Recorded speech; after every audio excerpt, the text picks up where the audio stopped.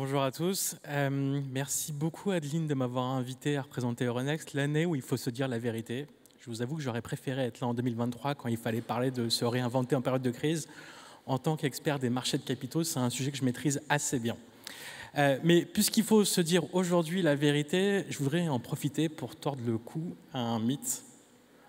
Il n'existe pas de marché du private equity fort sans marché de capitaux fort. Ça n'existe pas. Regardons autour de nous. Quelles sont les places fortes du capital investissement européen? Est-ce que c'est l'Italie?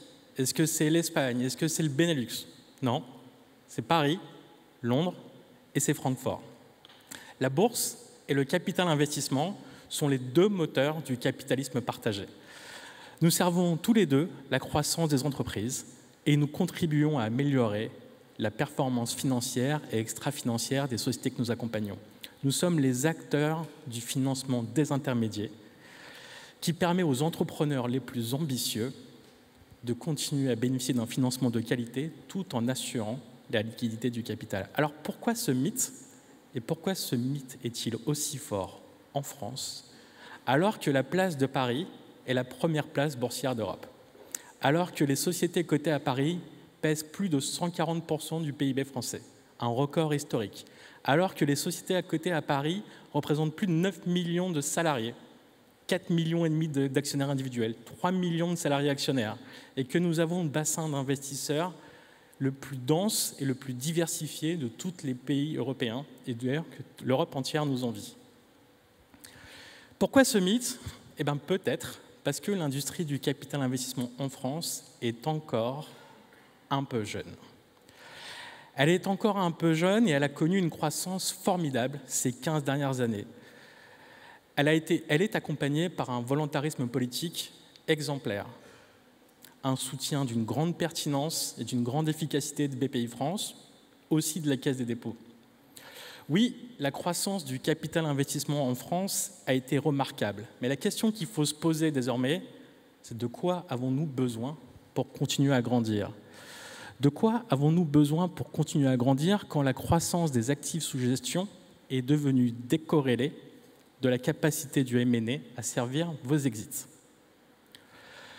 Alors que plus de la moitié de votre portefeuille d'investissement a atteint désormais la date dans laquelle il va falloir sérieusement envisager les options de liquidité. Alors que la croissance des multiples de valorisation des sociétés de votre portefeuille va être limitée par le prix des actifs cotés. Alors que faire pour continuer à grandir?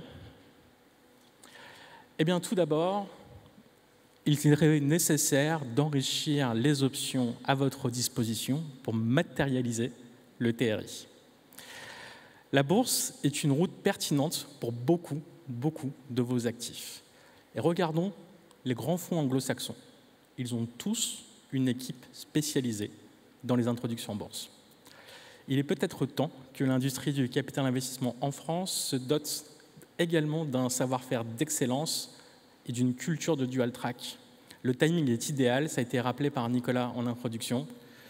Les actions européennes et françaises connaissent une grande embellie, avec une attractivité rarement connue ces dernières années par rapport à nos amis américains. L'an dernier, 70% des montants levés à l'introduction en bourse en Europe étaient le fruit de cessions de fonds de private equity. Plus de la moitié des introductions en bourse en France sur 10 ans étaient sponsorisées par des fonds de private ou des fonds de venture. Beaucoup de vos actifs sont éligibles à une entrée rapide dans nos indices les plus prestigieux comme le SBF 120 ou dans Tech Leader.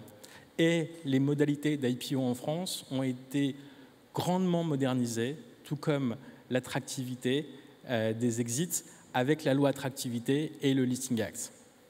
Regardons simplement les exemples très réussis de Planisware et d'Exosens, pour ne citer que les plus récents. Enfin, gardons en tête aussi qu'il y a beaucoup de passerelles qui ont été créées pour vous permettre de prendre des décisions en connaissance de cause et de réduire votre risque d'exécution. Il y a eu des initiatives de place, citons-en deux. IPO Ready, le club des Cornerstones qui est géré par Bpifrance. En fait, c'est tout l'écosystème des marchés de capitaux qui s'est mobilisé pour vous apporter le soutien dont vous avez besoin pour prendre les bonnes décisions. Pour continuer à grandir, il va falloir aussi qu'on occupe la bataille des idées avec une conviction renouvelée. L'Europe épargne trop peu dans les soupers qui investissent dans les entreprises. L'écart avec nos amis américains est devenu insupportable. Et nous nous sommes rendus dépendants des capitaux extérieurs, alors même que ces capitaux extérieurs ont vocation avant tout à investir dans les entreprises les plus grandes, laissant les autres plus dépendantes de la conjoncture. Pire, 68% de l'épargne des Européens en actions est investie chaque année en dehors de l'Union européenne. C'est un non-sens. Alors rappelons-le et martelons-le ensemble, le plus grand risque pour le patrimoine de nos concitoyens, c'est de ne pas investir dans les actions européennes. Il faut redéfinir le concept de souveraineté, y compris dans l'orientation de l'épargne. Il faut redonner un avantage aux fonds qui investissent dans l'économie locale. L'exemple suédois, ou plus récemment l'exemple suédois, est une parfaite illustration de la capacité des fonds investis localement pour créer des emplois et soutenir les PME et TI, pour multiplier le nombre de champions et pour nous redonner un avantage en termes de valorisation. Les pistes pour y arriver, elles sont nombreuses et elles ne sont pas de nature à impacter le budget de la nation. Au contraire, nous en avons collectivement listé 9 dans un appel à l'action qui a été signé par tous les représentants du monde de l'investissement et du monde de l'entrepreneuriat. Je ne vais pas les décrire aujourd'hui, parce que sinon ce serait trop long. Pour grandir, il faut clairement libérer la capacité de l'épargne privée à s'investir dans les entreprises européennes. Le label Finance Europe qui a été annoncé la semaine dernière, qui était d'ailleurs l'une des 9 recommandations, était une étape importante, puisqu'elle reconnaît l'absolue nécessité de donner un avantage aux fonds qui investissent et qui contribuent à créer des emplois en Europe. Chers amis, il faut donc accélérer et accélérer ensemble. Sinon, ne nous voilons pas la face. Je travaille sur les marchés de capitaux depuis plus de 20 ans. C'est donc avec mon expérience des périodes positives et des périodes de crise que je vous parle. Il faudra accepter qu'une nouvelle phase s'ouvre, celle de la consolidation du monde du capital investissement. Et donc, je préfère regarder l'avenir avec optimisme.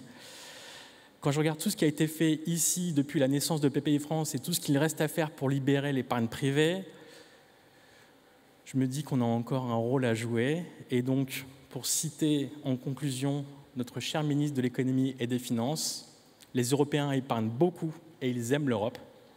Offrons-leur enfin les moyens d'investir chez eux. Merci beaucoup.